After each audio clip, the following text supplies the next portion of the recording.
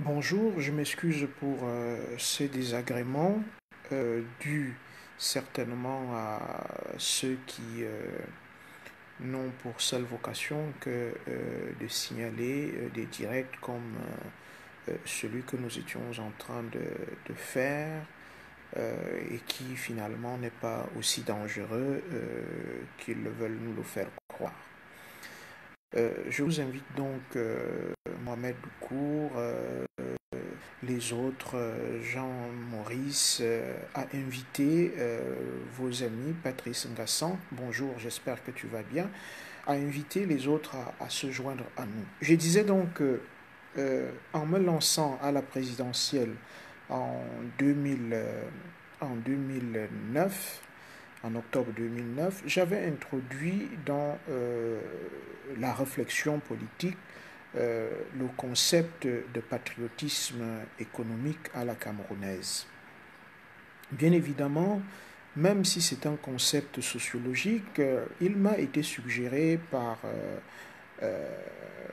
une de mes relations économistes de formation de l'université Laval. Et petit à petit, j'ai essayé de développer ce concept qui, assez rapidement, a été récupéré par un certain nombre d'acteurs politiques camerounais, tout en le galvaudant, tout en le dépouillant, parce que le patriotisme économique n'est pas le nationalisme économique, comme on a pu le constater chez un certain nombre d'acteurs politiques. Mais pour ne pas faire dans la polémique, je ne citerai pas les noms. Donc, je disais que le patriotisme économique apparaît comme étant un élément constitutif du patriotisme tel que l'entend Émile Durkheim.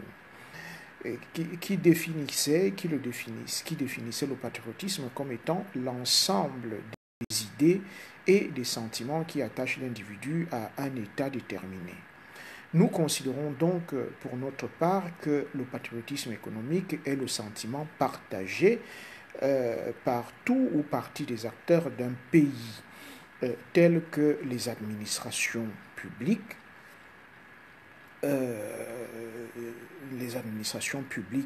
et centrales, si vous voulez, les collectivités territoriales, les consommateurs ou les dirigeants d'entreprises d'appartenir à un système économique et ou social national dont il convient d'assurer la pérennité. Ce sentiment d'appartenance à un espace économique et social commun peut entraîner l'apparition chez nombre d'acteurs de l'obligation morale de soutenir et de favoriser certaines activités nationales, parfois au détriment même de leurs propres intérêts. C'est à ce patriotisme économique que font appel les hommes politiques comme moi. Lorsque les intérêts économiques du pays, les intérêts économiques fondamentaux de leur pays leur paraissent menacés par les décisions d'acteurs étrangers, qu'il s'agisse de gouvernements, d'institutions internationales ou d'entreprises étrangères. Ce que je veux dire par là et que je souhaite que tout un chacun comprenne, c'est qu'il y a derrière le patriotisme économique toute une philosophie d'avant-garde. Ce n'est pas le patriotisme économique ne se décrète pas. Il est d'abord une très longue construction de reconnaissance et d'assimilation de notre appartenance à un pays déterminé. Donc, on ne saurait parler de patriotisme économique si l'on n'est pas un premier patriote, pardonnez-moi, si l'on ne définit pas le cadre d'expression le cadre d'expression et le cadre d'épanouissement du patriotisme auquel on voudrait ajouter l'autre épithète d'économique. Donc, des acteurs comme Bernard Carayon ont contribué par leur rapport de 2003 et de 2006, ainsi que, par exemple, leur ouvrage que je vous conseille de lire vivement si vous ne l'avez pas encore fait, sur le patriotisme économique qui est paru en 2006. Ils ont contribué à promouvoir dans un pays comme la France le patriotisme économique et qu'ils le considèrent comme le garant de notre cohésion nationale. Un appel au patriotisme économique a été lancé en France par notre enseignant, Dominique de Villepin, lors d'une conférence de presse en juillet 2005 à la suite des rumeurs sur les éventuels OPA hostiles concernant une entreprise laitière appelée Danone. Les responsables politiques ont fait référence à plusieurs reprises à ce concept de patriotisme économique, notamment en 2006 pour défendre des fleurons de l'industrie de leur pays, la France, le Japon, les États-Unis, menacés par de multinationales étrangères. Donc, comment ce patriotisme économique a-t-il progressivement émergé? Comment peut-on le caractériser? Quelles sont ces expressions ou manifestations au niveau des comportements des acteurs, notamment dans des États ou même des unions régionales? Quels sont par ailleurs ces fondements véritables? Peut-il être justifié d'un point de vue éthique alors qu'il y a pour conséquence inévitable parfois de nuire aux intérêts de ceux qui n'appartiennent pas à la collectivité nationale? J'aborde tous ces sujets avec vous. Pourquoi en réalité? Parce que nous avons besoin dans notre pays de comprendre les concepts et les enjeux de tout ce que les acteurs politiques et voire des intellectuels peuvent nous soumettre. Historiquement, je dirais que les premières manifestations du patriotisme économique sont apparues en Europe sans que le terme même de patriotisme ne soit utilisé. Et en même temps que les États nationaux du XVIe siècle, avec le développement de la doctrine mercantiliste. C'est pourquoi nous montrerons tout au long de cet échange que nous aurons ensemble que le patriotisme économique est en fait une notion ancienne qui a été en permanence réalisée en fonction de l'évolution des structures économiques. Je voudrais souligner à cet égard les logiques institutionnelles inspirées par le patriotisme économique, c'est-à-dire sa traduction en termes de politique économique. Il faudrait par ailleurs que nous sachions que pour analyser véritablement l'impact du patriotisme économique sur la vie de tous les jours, nous sommes appelés à convoquer différents autres acteurs qui forcément ne sont pas économistes et qui ne sont pas des sociologues. Bon, même si quelqu'un comme Marcel Mauss a été à l'origine d'une certaine analyse qui aujourd'hui pourrait être récupérée par nous pour essayer d'étayer les thèses qui sont les nôtres et qui devraient nous permettre à l'avenir de vulgariser le terme de patriotisme économique, pas seulement le terme, mais aussi le concept qui va avec. Donc, je vous disais que le patriotisme économique est un concept qui n'a pas de référence théorique vraiment très claire chez les économistes.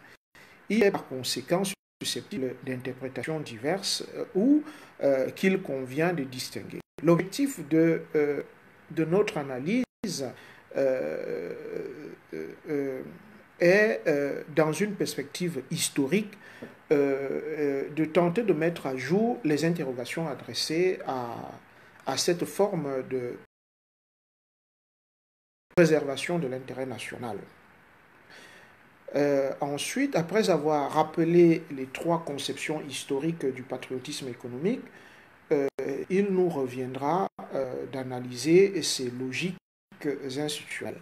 Donc, premièrement, les trois concepts historiques du patriotisme économique. Il n'existe pas, à ma connaissance, un modèle unique du patriotisme économique, mais trois conceptions qui ont chacune leur propre cohérence.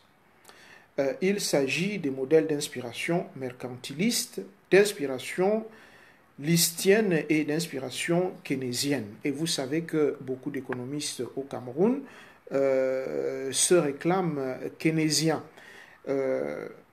Maintenant, le patriotisme économique d'inspiration mercantiliste.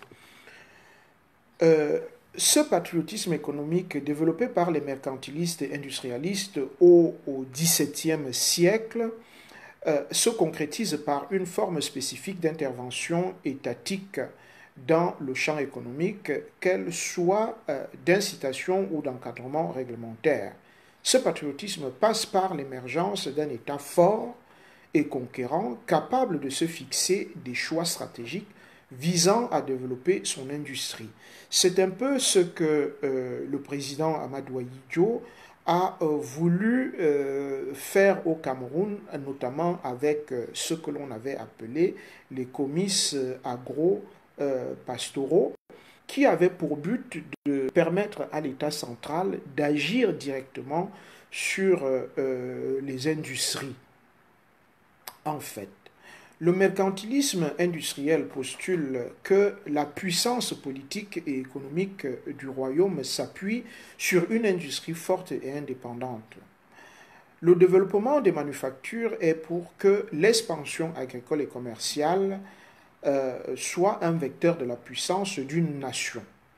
L'intervention de l'État dans la croissance de l'industrie est primordiale à cet effet. La puissance publique doit financer les manufactures, réglementer la production, la création de manufactures d'État, de compagnies de commerce et contrôler strictement la qualité des produits en imposant des normes de fabrication. L'appel à des techniques et à des ouvriers étrangers hautement qualifiés est favorisé dans les secteurs où l'industrie est en retard. Mais quand on peut soi-même avoir en son sein une main-d'œuvre, on ne va pas chercher à l'étranger. C'est comme cela que sont nées des sociétés comme Bastos, parce qu'on oublie que Bastos fabriquait de la cigarette au Cameroun avant de devenir, avec la mort même du cigarettier, le grand quartier Bastos que nous connaissons aujourd'hui dans notre pays.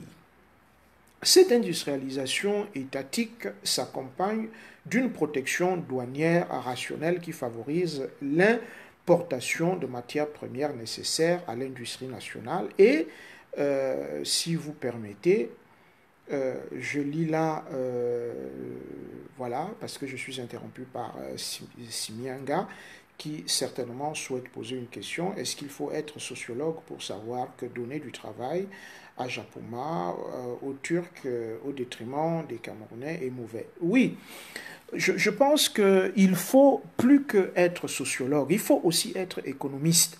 C'est pour cela que je dis qu'il ne faut pas galvauder le terme de patriotisme économique. Bien évidemment, quand on fait appel aux Turcs pour construire le stade de Japoma, on fait appel à quoi? On ne fait pas d'abord appel à la main-d'œuvre, on fait appel à une expertise que n'ont pas les Camerounais. Donc, en amont, le travail n'a pas été fait pour permettre, non pas aux ouvriers camerounais, mais aux concepteurs que sont les architectes, de penser un stade de football qui corresponde à l'environnement camerounais, à l'environnement de Japoma et à la vision que la mairie de Japoma, l'État, la région du littoral et ensuite le pays tout entier ont du visage qu'il souhaite donner. Donc, vous voyez, Simianga, qu'il faut plus que ça. Il faut être plus que sociologue, il faut être plus qu'économiste, il faut être plus qu'industriel. Il faut toute une philosophie en arrière-plan pour arriver à avoir les résultats que nous avons aujourd'hui, c'est-à-dire donner du travail, non pas aux Camerounais, mais aux Turcs. Il ne faut pas seulement voir la main-d'œuvre, il faut voir toute la conception, parce que quand vous voyez un stade se construire quelque part, ce stade-là, vous le voyez en l'état final, c'est-à-dire même s'il n'est pas achevé, à partir du moment où on donne le premier coup de pioche, c'est déjà toute une philosophie qui s'exprime, mais cette philosophie a d'abord été pensée.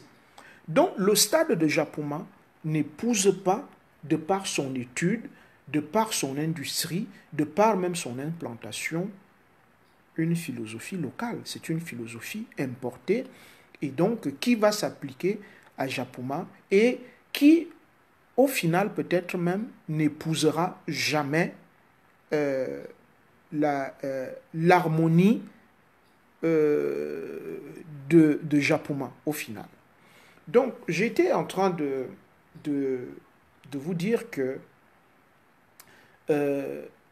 l'industrialisme étatique s'accompagne d'une protection douanière rationnelle qui favorise l'importation des matières premières nécessaires à l'industrie nationale et à l'exportation des produits manufacturés. Ça veut dire quoi? Ça veut dire ceci, que pour que l'industrie locale puisse se développer, il faut qu'il y ait un différentiel douanier qui permette justement à la manufacture locale d'avoir des avantages sur à la fois l'importation.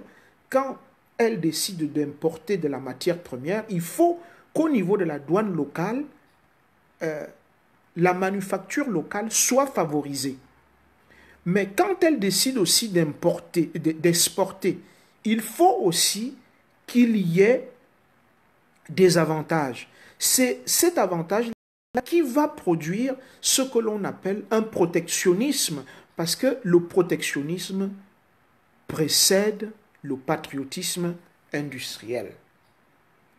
Le président Ahidjo a réussi un patriotisme économique, un très bon exemple pour ceux qui pensent que l'émergence du Cameroun est un rêve. Et pourtant, oui, effectivement, le président Amadou Ahidjo avait projeté le développement du Cameroun sur un protectionnisme, sur un patriotisme économique.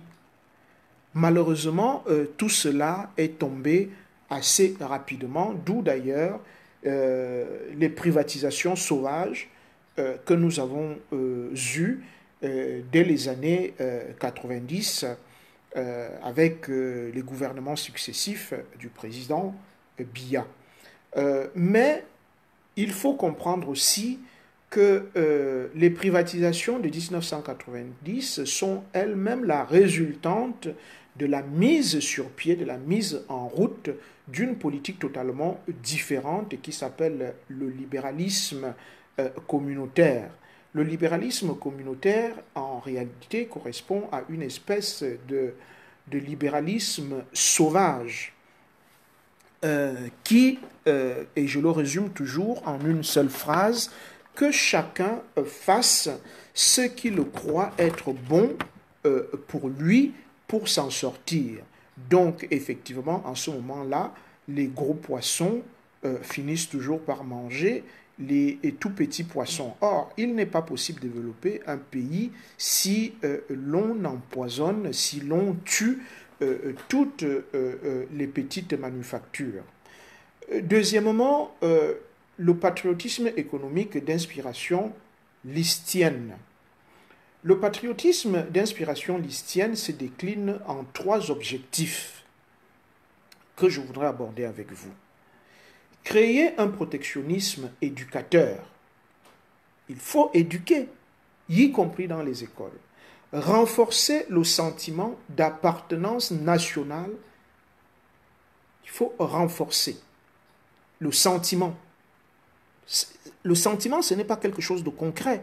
Pourtant, il faut le renforcer. Le sentiment d'appartenance nationale et instaurer un État développeur et catalyseur d'énergie. Comment est-ce qu'on peut renforcer le sentiment d'appartenance nationale? Quand nous étions des élèves, des jeunes écoliers, qui d'entre nous n'a pas chanté « Camerounais, réveille-toi, prends tes outils, va vite à ton chantier, que le travail soit la seule loi du Cameroun tout entier. » À l'école, les instituteurs étaient invités à composer des chants patriotiques qui devaient, d'une manière ou d'une autre, appeler à une prise de conscience, à un développement du sentiment d'appartenance nationale. Ensuite, je vous disais qu'il faut instaurer un État développeur et catalyseur d'énergie. Il faut que l'État, tel qu'il est, puisse dégager suffisamment de confiance pour qu'il soit État développeur et catalyseur d'une énergie qui invite au développement et surtout qui invite à un enracinement de chacun et de chacune de ses enfants. Un fort sentiment patriotique à l'égard de la nation, tel qu'on a pu le constater, par exemple, en Allemagne, au sortir de la Seconde Guerre mondiale. Mais bien avant ça, on a eu en Allemagne un certain nombre d'auteurs romantiques ou d'historiens allemands.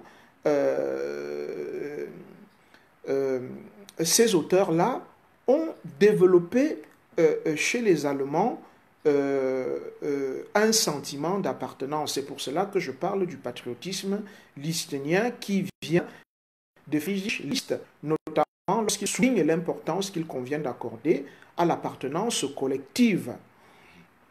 David Todd, que beaucoup connaissent et qui est apparu comme un des grands économistes à partir de 2007, rappelle à cet égard que List fut un farouche partisan de l'unité allemande et le père spirituel du Zollverein.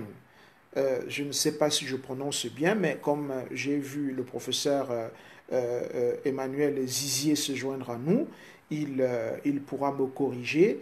C'est-à-dire, quand je parle du père spirituel du Zollverein, union douanière des États allemands réalisée sous l'égide de la Prusse en 1834. Ensuite, il me semble important de parler de la défense d'un protectionnisme éducateur. List plaide à partir de 1841 en faveur d'un protectionnisme éducateur qu'il considère que pour un État à protéger, au moins provisoirement, les industries naissantes et fragiles contre la concurrence des pays plus avancés.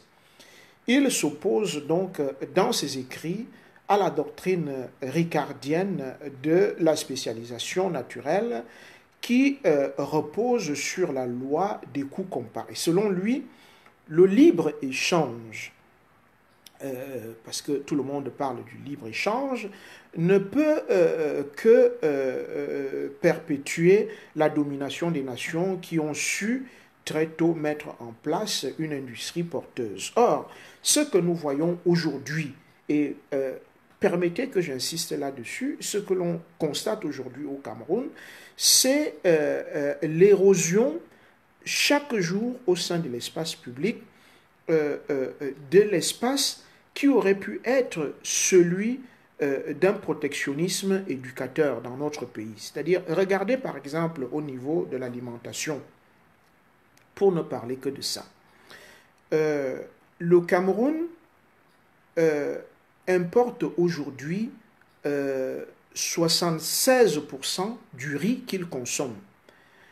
En même temps, on note un recul réel de 7% par an de la consommation des produits locaux. Ça veut dire quoi? Ça veut dire que dans une famille qui, il y a 10 ans, consommait 60% des produits localement, comme le manioc, et dans ses diverses transformations, la banane plantain et tout ce que vous voulez, il y a 10 ans, donc consommait 60%. Aujourd'hui, cette famille ne consomme plus que 40%. Et donc, d'une manière inconsciente, importe 60% des produits qu'elle consomme. Alors, elle va consommer quoi? Elle va consommer du poulet congelé, elle va consommer du riz qu'elle ne produit pas, elle va consommer du pain qu'elle ne produit pas, parce qu'on ne produit pas la farine, parce qu'on ne produit pas du blé, parce que... Et donc, progressivement, l'État du Cameroun pour le libéralisme communautaire nous amène d'une façon inconsciente, mais peut-être aussi voulue, à abandonner ce qui aurait dû, et là je parle d'un devoir, aurait dû constituer le socle patriotique qui devait nous pousser vers un patriotisme économique. Donc nous l'abandonnons chaque jour un peu plus. Et qu'est-ce qui prend la place? Ce qui prend la place, ce sont justement les produits que les autres nous présentent comme étant meilleurs, y compris le maïs. Aujourd'hui, le Cameroun importe du maïs parce qu'on nous fait croire que la production de maïs local est tellement difficile parce que le maïs est consommé par les charançons. Et donc, on nous apporte du nouveau maïs qui, lui, n'est pas détruit par les charançons. Donc, progressivement, nous abandonnons la production locale pour une production importée.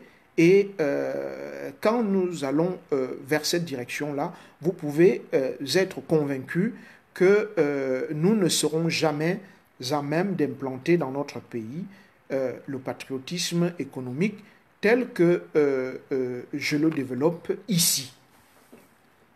Liszt, toujours, cet auteur allemand, romancier, accorde une importance au sentiment d'appartenance nationale comme mobile collectif du développement. Mobile collectif du développement. Selon lui, les citoyens sont membres d'une association nationale. Donc, pendant que nous nous battons pour savoir qui est Mafa, qui est Bassa, qui est Mpo, qui est Bamileke, qui est Mundam, qui est Kapsiki, qui est Ton, qui est Ondo, Liszt considère que les membres d'une communauté nationale sont d'abord une association nationale, pas une association tribale, pas une association régionale, mais une association nationale. Et à ce titre, ils partagent un ensemble de valeurs et d'héritages et sont fondateurs d'une vision de l'avenir. Et ce qui fonde un sentiment d'appartenance, c'est quoi? C'est des souffrances communes que nous avons vécues. J'en parle régulièrement avec vous, notamment quand je vous dis que c'est ensemble que nous nous sommes battus pour l'indépendance, c'est ensemble que nous avons subi les travaux forcés, c'est ensemble que nous avons subi l'esclavage, c'est ensemble. Tout cela doit constituer un sentiment d'appartenance pour tous et pour chacun. Donc, Liszt accuse la doctrine classique anglaise d'ignorer les citoyens pour ne considérer que des individus. Liszt, en effet, s'opposant à cette théorie classique, estime que si l'individu connaît et entend mieux que personne son propre intérêt, il ne sert pas toujours par sa libre activité les intérêts de la nation. Faire comprendre aux Camerounais et Camerounaises que la consommation du riz que vous venez d'évoquer contribue à déséquilibrer la balance commerciale. Bien évidemment que ça déséquilibre la balance commerciale, mais c'est quoi le déséquilibre de la balance commerciale? Il faut, parce que, et là aussi c'est le reproche que je fais à beaucoup d'économistes et notamment à vous, Biabo Pépin, qui vous joignez à nous pour parler du déséquilibre de la balance commerciale. Bon, pour parler de la balance commerciale, il faut d'abord avoir une balance de production. Production, consommation. Est-ce que ce que nous produisons, nous pouvons le consommer entièrement? Voilà, vous mettez sur la balance la production et la consommation. Et vous verrez que la balance de la production est beaucoup plus légère face au plateau de la consommation. C'est-à-dire que nous consommons plus que nous en produisons. D'ailleurs, c'est ce qui crée aujourd'hui dans l'espace public le problème que vous avez avec la SOSUCAM, c'est-à-dire la production du sucre. Nous produisons moins de sucre que nous n'en consommons. C'est-à-dire que nous consommons plus de sucre que nous en produisons. Comment expliquer aujourd'hui que le Cameroun, alors que la SOSUCAM est en mode de domination, c'est la seule société de production sucrière dans notre pays, ne soit pas en mesure de satisfaire la demande locale. Donc, avec le respect des générations futures dont il convient ainsi d'assurer la prospérité, c'est-à-dire être en mesure de satisfaire correctement leurs besoins. Nous sommes malheureusement en deçà de tout ce qu'on peut attendre de notre industrie locale, voire même des simples manufactures. Donc, l'IST se place dans la logique de ce que nous appelons, depuis la publication du rapport Brundtland de 1987, le développement durable. Parce qu'au Cameroun, une fois de plus, ceux qui nous gouvernent n'ont jamais expliqué aux Camerounais ce que c'est que le développement durable. Voilà. Cet auteur a aussi eu ainsi l'intuition que des mesures protectionnistes concrétisant un certain patriotisme économique étaient non seulement compatibles, mais encore parfois indispensables pour assurer la pérennité d'un développement durable. Or, aujourd'hui, il est complètement absurde de parler de développement durable dans un pays comme le nôtre qui est beaucoup plus en voie de sous-développement qu'en voie de développement. La nécessité d'un État développeur, catalyseur d'énergie, je vous en ai parlé. Il s'agit de quoi? L'IST est persuadé que le processus d'industrialisation nécessite l'intervention active du gouvernement qui peut seul coordonner les énergies nécessaires, définir les règles du jeu national. 3. Superviser l'interaction de divers acteurs et fédérer les énergies des multiples intervenants au service de l'intérêt national et du développement économique. Ainsi, le patriotisme économique développé par l'IST, reposant sur la dimension collective de la nation et prenant en compte l'intérêt des générations futures, s'inscrit dans le cadre, pour moi, de ce que nous appelons donc le développement durable. Enfin, le patriotisme économique d'inspiration keynésienne. Vous savez qu'il y a quelques années, il y a 2 ans, il y avait eu un vaste débat entre le professeur Namfosso, actuel recteur de l'université de Tchang, et moi-même sur le patriotisme économique d'inspiration keynésienne. Le patriotisme d'inspiration keynésienne se décline en trois principes. L'indépendance des politiques économiques nationales, primauté de la finance nationale et possibilité de concilier justice sociale et efficacité économique. Keynes n'a toutefois traduit son patriotisme économique en termes protectionnistes qu'à partir de 1933, alors que dans les années 1920, il ne soutenait pas une telle stratégie économique. Le premier principe consiste à renforcer l'indépendance des politiques économiques nationales, qui ne doivent viser qu'un seul objectif, celui du plein emploi. Or, le Cameroun est très loin du plein emploi. Pourquoi? Parce que le Cameroun n'a jamais été capable, depuis l'introduction de l'école dans notre pays en 1840, le Cameroun n'a jamais été capable d'une seule réforme du monde de l'éducation. Or, le patriotisme économique passe aussi et surtout par un repli patriotique dans les programmes scolaires. Parce que le Cameroun aujourd'hui est comme une pépinière dans laquelle on met en terre des grains et quand ils germent, on ne va pas les planter dans notre champ national, on va les planter ailleurs. Quand les Camerounais ont le bac,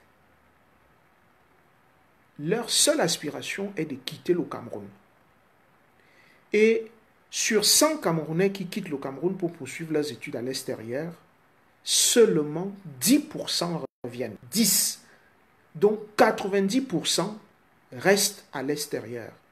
Et ceci est d'abord dû à la formation de base qu'ils reçoivent. On peut raconter tout ce qu'on veut, mais la réalité c'est celle-là. C'est-à-dire que quand... Et ceci est tellement vrai que même les enfants de ceux qui nous gouvernent, quand ils partent, ce n'est pas pour revenir. La preuve, c'est que le premier fils du chef de l'État n'est jamais revenu au Cameroun après ses études. Si vous regardez le nombre de ministres dont la progéniture n'est jamais revenue au Cameroun, alors qu'elle avait tout pour pouvoir s'exprimer sur place au Cameroun. Donc, si elle ne revient pas, imaginez une famille de 10, une famille paysanne de 10, qui réussit à envoyer un de ses enfants à l'extérieur. Je peux vous assurer que cette famille va tout faire pour que celui qui est parti ne revienne jamais. Et celui qui est parti, c'est celui qui a acquis le plus de savoir. Donc, je me souviens de ce qui m'est arrivé l'année dernière au Japon, où une université japonaise avait donné une bourse d'études à une jeune Camerounaise pour faire une thèse sur les lacs Nyos. Elle a achevé sa thèse, j'ai été à la soutenance et je suis reparti au Cameroun demander au ministre de l'enseignement de l'enseignement supérieur de recruter cette jeune femme. Le dossier a été remis au ministre de la Recherche scientifique qui malheureusement n'a pas recruté cette jeune femme, qui est la seule spécialiste, le seul spécialiste du lac Nyos. Aujourd'hui, cette jeune personne travaille au Burkina Faso. Alors, imaginez un seul instant que nous ayons encore des problèmes à Nyos. Nous n'avons pas de spécialistes camerounais. Voilà ce qui est vrai. Donc, l'État doit se libérer des contraintes provenant des mouvements de capitaux. Sur ce point, Keynes estime, dans son texte de 1933 sur l'autosuffisance nationale, que si l'on pouvait éviter les fuites de capitaux, les politiques intérieures seraient plus faciles à déterminer. Or, aujourd'hui, l'on sait pertinemment que les Camerounais n'ont pour seule ambition, ceux qui gèrent la fortune publique, que de la sortir du pays. Donc ceux qui volent même l'argent dans notre pays n'ont pour seule et unique ambition et visée que de l'investir ailleurs qu'au Cameroun.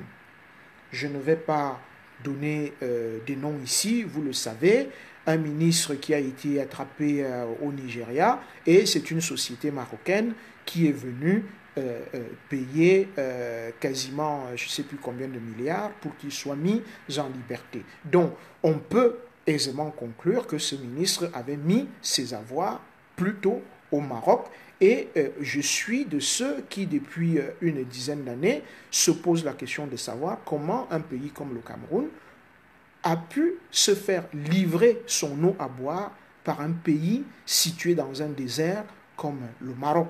Mais bon, le Cameroun, c'est le Cameroun, vivons seulement. Il est clair que la nécessité de maintenir le taux d'intérêt à un niveau élevé pour éviter ces fuites de capitaux peut réduire le développement de l'investissement. Ça, j'en suis tout à fait conscient.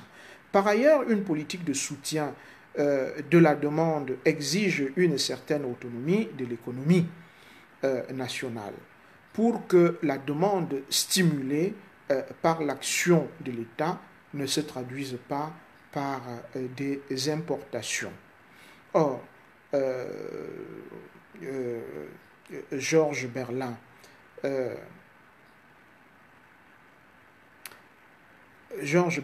je suis tout à fait d'accord avec toi, avec vous, si vous permettez, que Ken est essentiellement patriote. C'est pour cela d'ailleurs que aux États-Unis, on ne parle pas de patriotisme économique parce que la société américaine étant libérale, c'est plutôt les sociétés elles-mêmes qui assurent leur patriotisme parce que ces sociétés sont d'abord essentiellement américaines.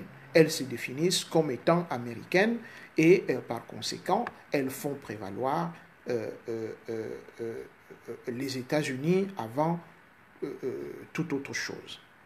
Selon le deuxième principe, et nous allons avancer un peu plus rapidement, selon le deuxième principe, il convient de rendre sa primauté à la finance nationale. Ken dénonce la participation des capitalistes étrangers dans le capital des sociétés nationales, comme on peut le constater aujourd'hui dans un certain nombre de sociétés camerounaises. Je dois rappeler par exemple que les sociétés de téléphonie mobile au Cameroun ne sont pas contraintes d'investir au Cameroun. Or, quand vous savez que vous pouvez, en tant que Camerounais séjournant en Afrique du Sud, prendre votre abonnement MTN en Afrique du Sud et donc recevoir directement votre facture d'Afrique du Sud. Quand vous êtes chez Orange, vous pouvez directement payer votre facture en France. Donc, c'est une fuite de capitaux. Ça signifie quoi exactement? Ça signifie que votre facture à 100%, votre consommation téléphonique quitte le Cameroun à 100%. Mais vraiment à 100%. C'est pour cela, par exemple, que il faut savoir que sur 100 Camerounais qui utilisent un téléphone, je prends un abonnement Orange, 76% de Camerounais rechargent leur carte téléphonique avec une carte, je ne sais pas, qui est comme ça, et puis il faut gratter, puis il faut mettre un numéro. En fait, cette carte-là est fabriquée en France. Donc, quand vous l'achetez, l'argent que vous mettez dedans, c'est-à-dire 5 000 ou 2 500 ou je ne sais pas combien, cet argent-là va directement dans les caisses de la France, sans aucun impôt. Ben, le Cameroun n'a aucun contrôle là-dessus. Parce que c'est une société à capitaux étrangers. Alors qu'on aurait pu imaginer l'ouverture du marché de la téléphonie avec une prise d'intérêt des nationaux sur ces sociétés et une prise d'intérêt de l'État sur ces sociétés-là. Rien n'oblige le Cameroun à ouvrir son marché de la téléphonie à 100% aux sociétés étrangères, vietnamiennes, sud-africaines, françaises, sans demander une contrepartie. Alors que l'une des devises justement du keynésien, c'est produisons chez nous chaque fois que c'est raisonnable et pratiquement possible, et surtout faisons en sorte que la finance soit en priorité nationale. Si on le disait au Cameroun, alors on taxerait un peu plus les sociétés vietnamiennes, les sociétés sud-africaines, je parle de la téléphonie, les sociétés françaises, et on favoriserait beaucoup plus la Camtel. Mais personne n'y a pensé. Ni ceux qui s'affichent aujourd'hui comme étant de grands économistes, bonjour à mon ami et frère Simon Meyanga, ni à ceux qui prétendent vouloir prendre le pouvoir dans les mois à venir. Aucun d'eux n'a le courage de tenir le discours que je tiens aujourd'hui, ni monsieur Hilaire Kamga, ni je ne sais pas quoi.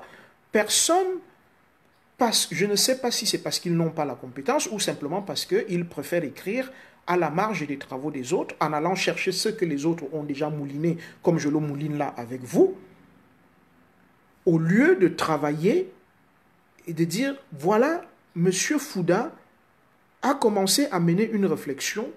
Pouvons-nous nous joindre à cette réflexion pour élaguer les limites et avancer pour voir si le Cameroun ne pourrait pas tirer un profit de ces recherches qui sont faites par lui.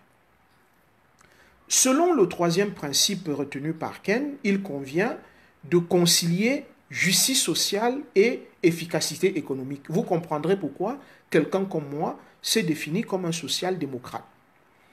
Et c'est quasiment à l'opposé du tout libéral prôné par le MRC de Maurice Kamto, prôné par le RDPC du président Biya, parce que je pense qu'on ne peut pas développer un pays sans concilier la justice sociale avec une efficacité économique. Nous devons encourager le génie créateur des Camerounais, mais en même temps, l'État se doit de soutenir ceux qui ne peuvent pas encore marcher au rythme imprimé par l'État. Je le crois profondément et j'y attache une très grande importance, tout en sauvegardant le capitalisme auquel il reste attaché. Bornons-nous à citer en guise d'illustration un passage des essais de persuasion. Moi, j'ai pris le temps de lire ces essais-là et j'essaye de les partager avec vous. Le problème politique de l'humanité est de concilier trois choses. Un meilleur rendement économique, la justice sociale et la redistribution des revenus et la liberté individuelle, autant pour moi. C'est-à-dire, le problème politique de l'humanité est de concilier trois choses. Le meilleur rendement économique, la justice sociale et la liberté individuelle. C'est exactement ce que j'essaye de vous expliquer depuis Georges Berlin. C'est-à-dire que nous ne sommes pas une société communiste, donc on ne va pas obliger tout le monde à porter le même t-shirt que moi. Par contre, l'État se doit de ne pas abandonner au bord du chemin un de ses fils. Ce n'est pas possible. Donc il faut toujours, dans ce que nous faisons, il faut toujours essayer de concilier ces trois choses. Un meilleur rendement économique, la justice sociale et la liberté individuelle. Si nous avons quelqu'un qui est un génie de l'industrie, l'État se doit de le soutenir. Mais en même temps, si nous avons 50 000 personnes qui ne sont pas capables de suivre, l'État se doit de les porter et de les pousser en avant. Voilà, c'est important. C'est important. Donc, la politique de redistribution des revenus est compatible avec une politique de soutien et de la demande. Une fiscalité corrective des inégalités de revenus est un moyen efficace pour augmenter la consommation nationale.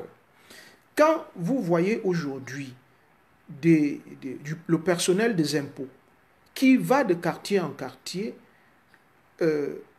repérer des maisons et vous demandez de payer 12 500 francs par maison sans tenir compte de votre revenu, on tient simplement compte de votre habitat. Mais c'est complètement déphasé, c'est complètement dingue. C'est de la pure et simple folie. C'est-à-dire que l'État n'est même pas en mesure d'organiser sa masse imposable. On facture à la tête du client. On ne tient pas compte de ses revenus, de ses sources, parce qu'il y a les revenus et il y a les sources de revenus. Et c'est ces sources-là qui doivent être imposées. Et c'est ces sources-là qui doivent permettre de déterminer combien l'on doit remettre à la collectivité nationale pour la redistribution que l'on appelle le système de péréquation qui permet à l'État, dans une assiette fiscale, de dire, voilà, nous avons tel nombre de besoins, nous allons investir ça dans tel ou tel secteur. Voilà. Donc, il faut cette fiscalité corrective des inégalités de revenus pour que, justement, il n'y ait pas seulement certains qui portent l'État et la société sur leurs épaules. En favorisant les ménages qui ont de bas revenus et dont, par conséquent, la propension à consommer est forte. Parce que moins on a de revenus, plus on essaye de consommer plus. Ça, c'est prouvé par toutes les études. Une politique de redistribution doit permettre de relancer l'activité économique. Quand vous donnez de l'argent, même à vos enfants, vous les incitez à la consommation. Une telle mesure ne peut donc être que juste et efficace. Sur ce point, Ken a écrit la théorie libérale, la théorie générale. Il écrit ceci. En ce qui concerne la propension à consommer, l'État sera conduit à exercer sur elle une influence directrice par sa politique fiscale, par la détermination du taux d'intérêt et peut-être aussi par d'autres moyens. Le libéralisme économique est suicidaire pour l'Afrique. C'est une intervention des USA à partir du début du siècle.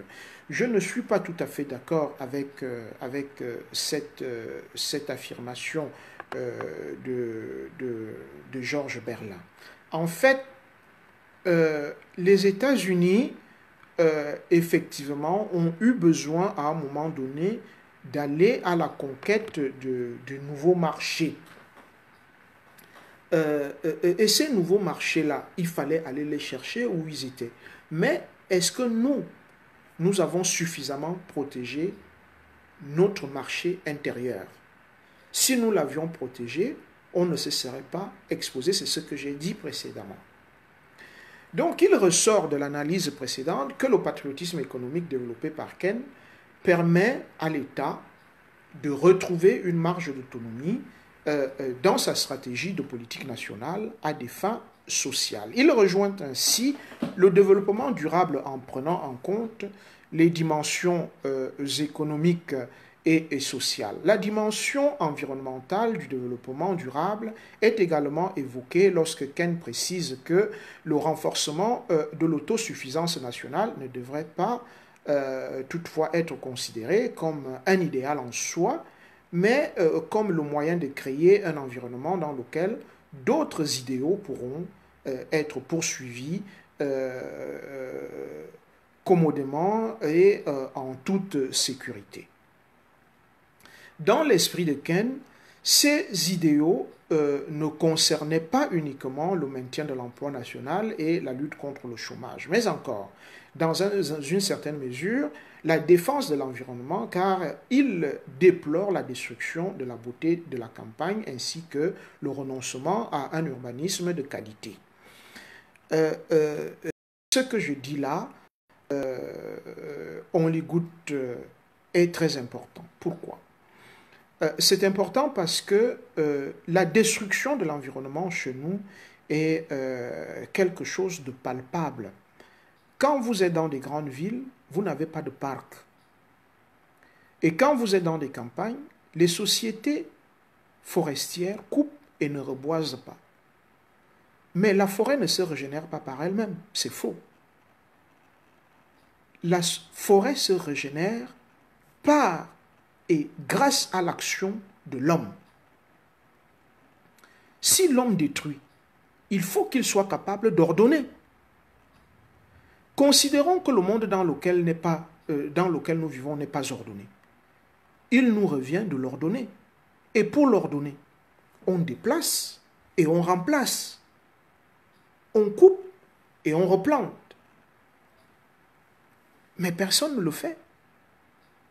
Regardez d'ailleurs, même les constructions chez nous, elles sont faites de telle manière à polluer l'environnement, alors que quand on construit une maison, on devrait la construire pour mieux respirer.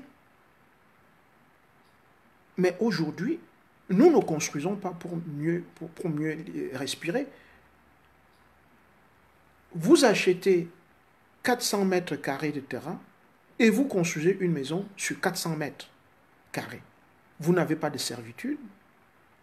Vous ne pouvez même pas planter une fleur. Comment voulez-vous vivre comme ça? Donc, au terme de cette analyse sur les conceptions historiques du patriotisme économique, mercantiliste, listienne et keynésienne, je sais qu'il y en a d'autres qui existent, mais voilà, pour moi, les trois sur lesquels je me suis basé depuis 2008 pour proposer un schéma politique économique à notre pays. Un constat pour moi s'impose. Les trois approches ont comme point commun la maîtrise du capitalisme et le rôle central de l'État dans la sauvegarde des intérêts nationaux. Toutes s'intéressent à une ou plusieurs dimensions du développement durable. La conception mercantiliste que nous avons retenue met l'accent uniquement sur la dimension économique en recommandant un développement industriel indispensable pour assurer la puissance de l'État et pour favoriser, même si ce n'est pas toujours rentable à 100%, pour assurer la puissance de l'État et pour favoriser le développement autocentré. Voilà ce sur quoi je voulais échanger avec vous ce vendredi, en me disant que le patriotisme économique développé par Ken, vous l'avez compris, vise implicitement le développement durable dans ces trois dimensions. Toutefois, les préoccupations environnementales n'étant pas très fortes à l'époque de Ken, ce dernier ne fait référence à la protection de l'environnement qu'en mentionnant la beauté de la campagne. Et nous, il nous revient aujourd'hui de chanter la beauté de nos campagnes, donc de ne pas les défigurer comme nous faisons aujourd'hui. Mes chers compatriotes, notre échange de ce vendredi, comme vous avez pu le constater, porte sur le patriotisme économique et essaye de nous ouvrir les yeux sur les mensonges que nous avons pu constater dans le discours politique de nos acteurs politiques qui ne prennent pas souvent le temps d'étudier les concepts que d'autres ont portés, que d'autres ont forgés et qu'ils ont essayé d'introduire dans notre pays. Le patriotisme économique qui se manifeste souvent par des mesures protectionnistes, mais qui ne doit pas être assimilé à ces dernières, a pour objectif, dans l'esprit de ses défenseurs, de contribuer, grâce à sa mise en œuvre, au développement économique dont il constitue un des leviers, d'assurer la sécurité des citoyens et même de devenir un instrument destiné à promouvoir la puissance industrielle du pays en question. Placée dans le cadre du développement durable, la forme de patriotisme économique que Durkheim considérait comme orientée vers des actions intérieures destinées à favoriser l'émergence d'une société plus juste et mieux organisée, s'inscrit dans la logique de l'économie du don. Tout individu bénéficie ou a bénéficié de dons sous forme d'une protection constante apportée par la société, qu'il s'agisse d'une protection sociale ou d'une protection de l'environnement dans lequel il opère. En retour, dans la logique maussienne du contre-don, il doit se montrer solidaire à l'égard de la société et au plan économique. Il est tout naturellement invité à faire preuve de patriotisme économique en privilégiant et en protégeant les intérêts économiques de ses citoyens. J'évoque ce point parce que j'ai beaucoup entendu, il y a des hommes d'affaires, on dit voilà, le président Amadou Ahidjo a fabriqué des hommes d'affaires, mais pourquoi a-t-il fabriqué ces hommes d'affaires-là? Je viens de vous donner là la réponse pour laquelle chaque société se doit de fabriquer ces hommes d'affaires et en retour, ces hommes d'affaires-là se doivent de développer en leur sein le patriotisme économique, notamment dans le lien social, de se montrer, elles doivent se montrer, ces industries doivent se montrer solidaires à l'égard de la société et au plan économique. Ils sont tout naturellement invités à faire preuve de patriotisme économique en privilégiant et en protégeant les intérêts économiques de leurs concitoyens. Et dans une perspective plus large, des ressortissants de la communauté nationale à laquelle ils appartiennent, au détriment parfois de ses propres intérêts.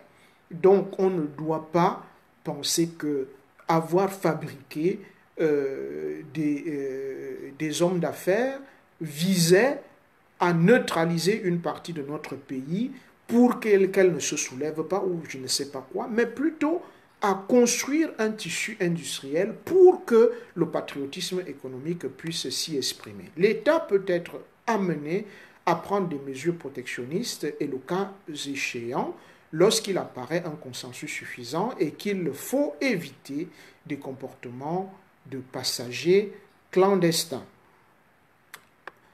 Ce patriotisme économique qui vise à protéger les intérêts nationaux, parfois au détriment des acteurs des autres pays, est-il autant éthiquement acceptable? Moi, je me dis qu'au Cameroun, oui. Au Cameroun, nous en avons véritablement besoin et ce patriotisme économique, pour moi, me semble légitime. Enfin, il ne semble pas que le patriotisme économique ainsi que toutes ces manifestations soient amenées à disparaître dans un futur proche. Au contraire, nous en avons besoin dans notre pays. L'État du Cameroun est dirigé par des hommes patriotes. Disons qu'il est certainement dirigé par des Camerounais, mais qui n'ont pas la compétence économique dont nous avons besoin. Parce que tout ce que nous avons développé aujourd'hui, vous pouvez vous rendre compte par vous-même que ça n'a jamais été expliqué aux Camerounais. En effet, les systèmes sociaux restent nationaux et les citoyens de chaque pays sont attachés généralement à leurs spécificités. Les entreprises, dans le cadre de leur gouvernance, peuvent pratiquer un patriotisme économique en menant des politiques sociales à l'égard de leur personnel et leurs autres parties prenantes, ainsi que des politiques de protection de l'environnement. Tant que des mesures de protection de l'environnement et des normes sociales ne seront pas adoptées par l'ensemble des États de la planète, le patriotisme économique sera indispensable pour que les acteurs, notamment les entreprises qui prennent des risques en menant ou en participant à des expériences dans le domaine social ou environnemental, soient soutenus dans leurs efforts. Mes chers compatriotes, j'espère que cet échange que nous venons d'avoir, vous allez essayer de mouliner le maximum d'informations que j'ai essayé de vous donner tout au long de ce week-end pour comprendre où est-ce que nous devons aller pour que demain, le Cameroun puisse avoir un tissu économique qui nous permette de nous exprimer comme nation, mais aussi de nous exprimer dans le patriotisme économique, c'est-à-dire protectionniste à souhait, lien social indissoluble, et que nous ferons passer le Cameroun avant nos propres intérêts. Je suis pour la renationalisation de l'eau et de l'électricité. Ce sont là deux fleurons de notre industrie qui doivent permettre à l'État d'assurer ses fonctions régaliennes. On n'aurait jamais dû privatiser l'eau et l'électricité dans notre pays. Et si un jour nous sommes en situation de gouvernance, oui, les premiers actes que nous poserons à la tête d'un gouvernement, ce sera de renationaliser ces deux sociétés. Et vous verrez que le Cameroun ne se portera pas plus mal. Bien au contraire, il ne se portera que mieux. Guy François Olinga. Vous voyez à peu près comment ça se passe à Québec. Et donc, vous pouvez nous soutenir dans cette initiative parce que vous savez que le Québec n'est rien sans Hydro-Québec. Voilà. Merci Pépin, merci Guy François, merci à ceux qui ont pris la peine de nous suivre et je remercie surtout ceux qui ont pris le courage de mettre cet échange à la disposition d'autres sur différents forats. Bon vendredi et bon week-end à tous. Merci.